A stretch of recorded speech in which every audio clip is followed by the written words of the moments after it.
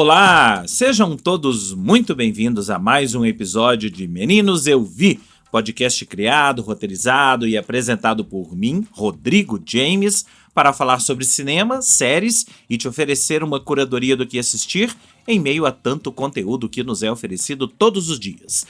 O Meninos Eu Vi tem episódios inéditos todas as semanas, com críticas e dicas do que assistir e de como estas obras interferem nas nossas vidas. Sigam esse podcast nos principais agregadores do mercado: Spotify, Apple, Deezer, Amazon, YouTube, e marquem para serem avisados dos novos episódios. Curtam, comentem, espalhem a palavra desse podcast por aí. Para falar comigo, usem a caixa de comentários do Spotify ou me mandem uma mensagem diretamente através do site da minha produtora, o cotonizio.com.br, cotonizio com C e S, através das minhas redes sociais, @Rodrigo James no X, no Threads, no Instagram ou no Blue Sky, ou através do YouTube. Comentem aí no YouTube, caso vocês estejam ouvindo este episódio por essa plataforma. E antes da gente começar, eu queria reforçar o convite para vocês seguirem a minha newsletter chamada Mala, com notícias, críticas e uma curadoria de cultura pop e entretenimento que eu solto todas as sextas-feiras para os e-mails cadastrados. E eu queria, na verdade, reforçar muito o convite para vocês considerarem também serem apoiadores pagos. A Mala e este podcast fazem parte do mesmo núcleo de produção de conteúdo independente. É muito importante fortalecer esse tipo de produção, principalmente numa era onde existe a fadiga de redes sociais, os algoritmos não entregam o que a gente quer, passam longe da qualidade e a gente fica perdido sem saber o que ler, ouvir e ver. Apoiando a Mala, você vai estar automaticamente apoiando também o Meninos Eu Vi. Para conhecer, assinar e apoiar, acesse a Mala no malanewsletter.substack.com. Ou se você ficou aí na dúvida do link, basta acessar as minhas redes sociais que você encontra o Linktree com o link dela por lá. Hoje vamos falar de um documentário musical. É Billy Joel and So It Goes. Sometimes it's alien to me, this guy Billy Joel. I don't know who that is or what that is. Sing us a song, you're the piano man. I'm reminded of it when I go walk on the street. You got us feeling alright. Oh, right, I'm that guy. Back then, his whole life was the band. We just wanted to make as much noise as possible. I didn't know one person who liked what we were doing. I loved it. I wanted to put together a group of New York musicians. They were a bunch of hooligans from Long Island. My own history as a musician started with me hearing classical music. Uptown Girl. It could have been a Mozart piece. Are you the man singing Uptown Girl? That's me. Here I am dating this supermodel. Me? I'm from Hicksville. You feel the enormity of the situation grow. When I first heard Billy, it was like, wait a minute, who's this? Billy's melodies are better than mine. He had a great sense of drama. He had the magic. Bom, se você me conhece e já me acompanha, você sabe muito bem da minha opinião sobre cinebiografias. Vira e mexe, eu volto a esse assunto aqui nesse podcast e lá na newsletter Mala, porque eu não sou lá um fã de cinebiografias, exatamente porque eu entendo que cinebiografia não é o mundo real. Cinebiografia é uma visão de um diretor, de um roteirista ou de quem quer que seja sobre aquele artista. Pode ser baseada em fatos reais, normalmente é baseada em fatos reais, mas fica sempre aquela história do não foi assim, isso não aconteceu assim, ele não fez essa música, ele não fez esse filme assim, a vida dele não é o que está retratado ali na tela. Sempre que eu falo de cinebiografias, eu digo uma frase: se você quer a vida real, assista a um documentário. E é exatamente esse o assunto de hoje, esse Billy Joel and So It Goes, documentário em 2 partes que está no HBO Max, aliás, 2 partes grandes, Cada parte tem 2 horas e meia, ou seja, é um documentário de 5 horas sobre um artista que aqui no Brasil não tem muita repercussão. Você deve se lembrar de Billy Joel por músicas como Uptown Girl, que foi um dos maiores hits dele, ou talvez tenha sido o maior hit de Billy Joel aqui no Brasil, mas lá fora ele tem um caminhão de hits. Dá pra gente lembrar de Just the Way You Are, que também fez muito sucesso por aqui, em especial nos Good Times da vida. Você pode também se lembrar de Piano Man, talvez se você ouvir Piano Man, você vai se lembrar. Você pode se lembrar de Honesty. Tenho certeza que se você não tá ligando o nome à música, quando você ouvir, você vai se lembrar. Ah, é essa música. Ah, esse é o Billy Joel? É, exatamente. Para você que conhece essas músicas e tem uma curiosidade em saber quem é esse cara, qual é a carreira desse cara, eu recomendo muito assistir a esse documentário. Porque não é só um documentário daquele tipo... Nasceu, cresceu, construiu uma carreira, chegou ao sucesso, chegou ao fracasso e morreu. Não, no caso do Billy Joel, ele ainda não morreu, tá muito vivo. E o documentário é conduzido por ele, na verdade. Esse é um documentário que mostra não só a carreira artística do Billy Joel, mas faz uma viagem por ele, faz uma viagem pelo personagem Billy Joel, pela cabeça do Billy Joel, e de certa forma é bem surpreendente, porque eu não me lembro de documentários sobre artistas, conduzidos por artistas, com o artista dando entrevistas, ou seja, é um documentário do Billy Joel, feito por ele, produzido por ele, com a participação dele. Eu não me lembro de documentários desse tipo em que o artista se desnudasse tanto. Esse documentário, ele parte de uma série de entrevistas, e na verdade dá pra gente ver que não é uma só entrevista, feitas pelas diretoras, e são 2 diretoras mulheres, e eu acho isso bem importante, a Susan Lacey e a Jessica Levin, feitas por elas com o Billy Joel em vários momentos, quase todos ali na casa dele, na mansão que ele mora, nos arredores de Nova York, em que ele repassa a sua carreira, e aí sim o documentário vai mostrando a carreira do Billy Joel, e olha, é um dos documentários mais recheados de música, de imagens, de fotos, de tudo, de elementos que ilustram o que ele está falando, a história, ilustram a história dele, ilustram a narrativa que ele mesmo vai conduzindo. Não é só ele. Uma coisa muito legal é que o documentário tem também entrevistas com todo mundo que rodeou e rodeia ainda a vida dele, desde ex-companheiros de banda, ex-mulheres. Imagina um documentário em que todas as suas ex-mulheres topam falar, e é o caso. Todas as ex-mulheres do Billy Joel topam falar, em especial as 2 primeiras, a Elizabeth, que foi a sua primeira mulher e foi também sua empresária na fase áurea do Billy Joel, quando ele atingiu o sucesso, quando ele fez todos esses discos que tem essas músicas que eu falei, não só Just the Way You Are, como Honesty, o disco The Stranger, que foi o grande momento quando a carreira dele decolou. Tudo isso ele era empresariado pela Elizabeth, que era sua primeira mulher. Eles eram casados, ele tinha um empresário, não gostava, acabou demitindo o empresário e olhou para o lado e viu que a única pessoa que podia empresariar era a mulher dele. Inclusive a primeira parte do documentário termina quando eles se separam e a coisa degringola, enfim. E aí tem a segunda mulher dele, que é a Christie Brinkley. Christie Brinkley é uma daquelas supermodelos da década de 80, você deve se lembrar dela, se você procurar aí no Google uma foto dela, você vai se lembrar do rosto dela. Christie Brinkley, inclusive, é aquela modelo que está no clipe de Uptown Girl. Você lembra do clipe de Uptown Girl, que ele é ali um mecânico e chega uma moça toda bonitona para consertar o carro e tem uma dança ali na oficina mecânica? É ela, a Christie Brinkley, que é a mãe da primeira filha do Billy Joel, filha que já tá bem adulta hoje. e ela também dá entrevista. Então, só pelo fato de ter entrevista com as ex-mulheres, a gente já olha pro documentário como a outra cara. A gente já olha pro documentário com a cara de, pô, esse cara pode ter muitos problemas. E claro, ele tem muitos problemas. Mas o fato das ex-mulheres estarem aqui dando entrevista, eu já olho com outros olhos. Ele tem alguma coisa, ele tem algum borogodó.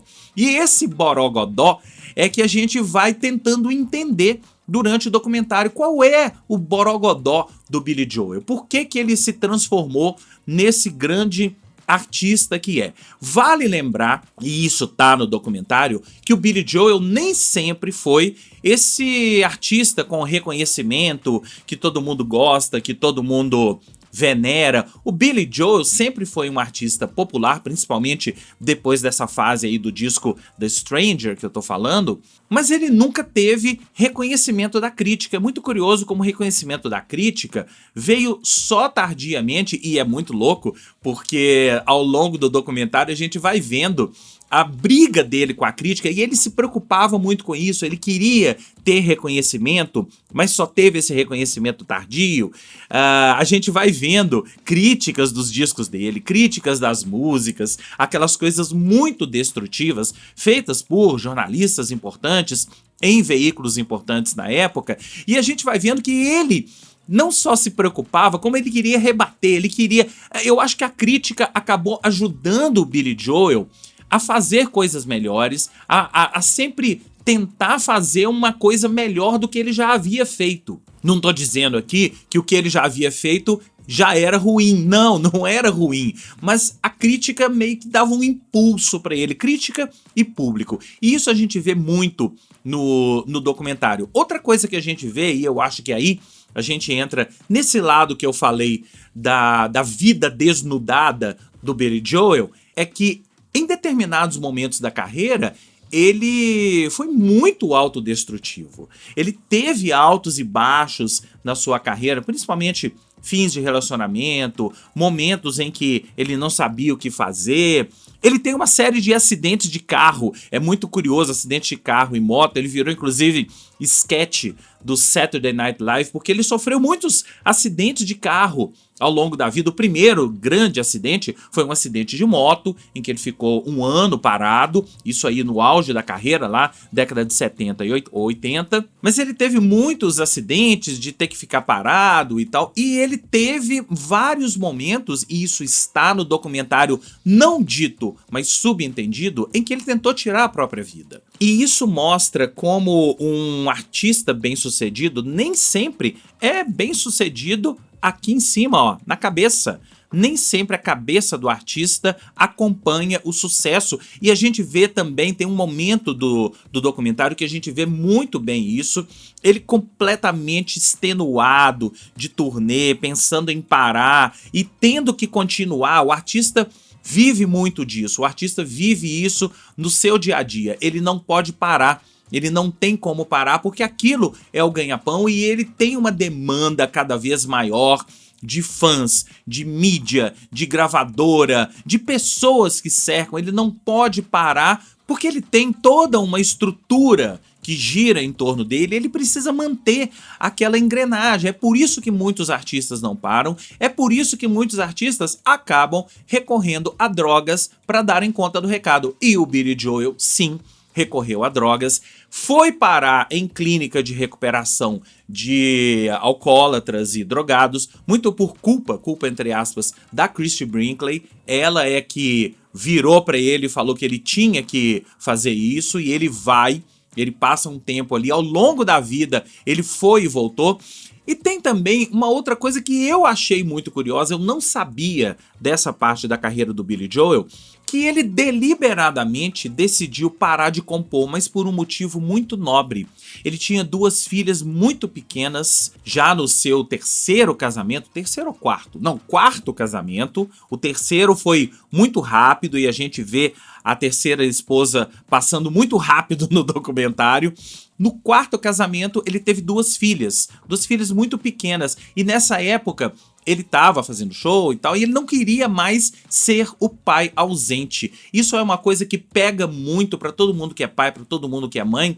Grande parte dos artistas se sentem pais ausentes, porque eles estão o tempo todo na estrada. A gente vê quando a primeira filha dele nasce, a Christie Brinkley levando a filha para shows, mas não é a mesma coisa. Ele tá o tempo todo na estrada e a Christie Brinkley fala isso, que ela se sentia muito sozinha em casa com a filha, e foi um dos motivos porque ela se separou dele, porque ele nunca estava em casa, ele era o pai ausente, ele era o ausente. O artista se sente muito ausente porque ele está o tempo todo na estrada. Então, quando ele chegou nessa fase da vida, em seu 4º casamento, e teve 2 filhas, as filhas estavam pequenas, ele decidiu deliberadamente fazer um disco, e esse disco seria o último disco de músicas inéditas da carreira dele. Esse disco é o River of Dreams. Depois vocês procuram aí, esse disco é de 1993. É o River of Dreams, o último disco de músicas inéditas do Billy Joel, o 12º disco, álbum de estúdio dele, e ele inclusive termina, a última música chama Famous Last Words, as famosas últimas palavras, né? As últimas palavras famosas dele, que é deliberado, foi tudo muito deliberado. A última música dele é uma espécie de despedida dele dessa carreira. Depois ele fez um disco de música clássica que foi massacrado pela crítica de música clássica, e depois ele só fez shows relembrando sua carreira. Tem umas passagens muito legais de shows nesse documentário, em especial os shows com o Elton John. Ele fala muito dos shows com o Elton John. Ele fez durante 18 anos uma turnê com o Elton John, entre idas e vindas, uma turnê em conjunto. Ele tinha uma coisa com o Elton John, porque ele era comparado com o Elton John no início da carreira, ele era considerado o Elton John americano, então ele não queria fazer músicas do tipo do Elton John. Ele dizia que a música dele era diferente, e tem isso no documentário, ele mostrando como que o Elton John fazia música e como que ele fazia música. Mas depois eles acabaram tendo uma grande amizade, fazendo turnê juntos, e fez todo sentido não só para ele quanto para o Elton. E o Elton foi um dos caras que o incentivou a procurar a clínica de recuperação de alcoolismo. A última turnê deles, ou uma das últimas turnês, o Billy Joel estava muito num período desse de autodestruição, e o Elton resolveu parar. Falou, olha, ou você se trata ou a gente não vai poder fazer mais nada junto. E aí ele foi. E depois disso, o Billy Joel embarcou numa carreira muito curiosa, porque não só ele deixou de fazer discos, como num determinado momento ele encerrou a carreira. Ele parou, foi para casa, não vou mais fazer shows, vou me aposentar. Mas ele voltou em 2012, quando teve aquele furacão Sandy, que pegou vários pontos, devastou vários pontos ali nos arredores de Nova York, inclusive Long Island, que é a terra natal dele. Ele morava lá, ele se lembra do Sandy, e teve um show beneficente chamado 12-12-12, em que ele foi convidado e ele voltou, então ensaiou e fez algumas músicas ali no Madison Square Garden, e foi um sucesso gigantesco. Ele foi a grande atração daquele evento, e isso o animou de fazer mais shows. Vou marcar uns shows. E ele marca 3 shows no Madison Square Garden, esgota. Vai marcando, vai esgotando. Resultado, ele é o artista com o maior número de shows esgotados ali no Madison Square Garden em Nova York. Ele quase só faz shows ali hoje. Não, ele não faz shows só ali hoje, mas é o carro-chefe do Billy Joel. Ele já tem mais de 100 shows esgotados no Madison Square Garden ao longo dos últimos anos, e realmente, eu confesso que eu já tentei ver um show do Billy Joel em Nova York, nunca consegui, porque os ingressos não só são esgotados, como custam uma fortuna se você quiser comprar no mercado paralelo. É coisa de $3.000 um ingresso, uma coisa absurda. Enfim, ele tem, e nesses shows no Madison Square Garden, ele se sente em casa. Ele fala que é o lugar em que ele mais se sente em casa para se apresentar. A filha dele já cantou com ele em um desses shows. Ele recebe muitos convidados. Eu não sei se você se lembra, há pouco tempo, a Olivia Rodrigo foi cantar com ele em um desses shows. Olivia Rodrigo, que é uma grande fã de Billy Joel. Enfim, eu tô falando aqui vários aspectos da vida dele, mas eu queria voltar ao documentário e recomendar para vocês assistirem esse Billy Joel and So It Goes, porque é um retrato muito nu de um artista que tem muito pouca penetração aqui no Brasil, mas vale muito a pena conhecer. Aliás, se você tiver curiosidade, eu recomendo não só o documentário, como também a trilha sonora do documentário, que tem quase 150 músicas. É uma espécie de o documentário na versão só musical, na versão só música, na versão áudio, porque ele tem passagens do documentário, falas do documentário em que ele introduz músicas e vai mostrando, faz uma espécie de panorama geral da carreira do Billy Joel, com apresentações ao vivo, com versões, com outtakes de músicas, com ensaios, né, com várias coisas do tipo, que é uma ótima introdução à vida e obra desse cara que teve um reconhecimento mais no final da vida, mais velho, quando ele já era velho, mas que é um cara que sempre teve um puta valor, um puta compositor no piano, um puta compositor, um puta narrador de histórias. Ele é um exímio narrador de histórias. Pegue, por exemplo, a música Piano Man, ouça a música Piano Man, depois vá ao documentário e ouça o Billy Joel falando como ele fez Piano Man, qual era a motivação dele, por que ele contou aquela história daquele jeito, o que ele estava fazendo quando ele compôs Piano Man. É bem interessante você ouvir a música, depois assistir ao documentário, assistir essa história no documentário e depois voltar para ouvir a música. Você tem uma percepção totalmente diferente. Eu dou 4 estrelas para esse documentário, que é uma série, é um documentário em 2 partes, chame como você quiser. E eu queria saber o que você achou de Billy Joel and So It Goes. Conta para mim, que eu quero saber. Já falei, ele tá no HBO Max e eu confesso que eu assisti de uma sentada, em uma noite. Comecei às 7 horas da noite, fui até meia-noite, maratonei às 5 horas de Billy Joel and So It Goes. Você já sabe que para falar comigo, basta mandar uma mensagem através da caixa de comentários do Spotify ou através do site da minha produtora, o cotonizio.com.br, Cotonizio com C e S, através das minhas redes sociais, @Rodrigo James no X, no Threads, no Instagram ou no Blue Sky, ou através do YouTube. Comentem aí no YouTube, caso vocês estejam ouvindo esse episódio por essa plataforma. E não se esqueçam de conferirem a Mala, minha newsletter que eu solto todas as sextas-feiras, e considerarem serem apoiadores pagos para fortalecer não só a Mala, mas aqui esse podcast, o Meninos Eu Vi. Os dois fazem parte do mesmo núcleo de produção de conteúdo independente e é muito importante que a gente fortaleça a produção de conteúdo feita de forma independente. A Mala está no malanewsletter.substack.com. O Meninos Eu Vi fica por aqui e eu volto na semana que vem com mais críticas e dicas do que assistir. Um grande abraço e até lá!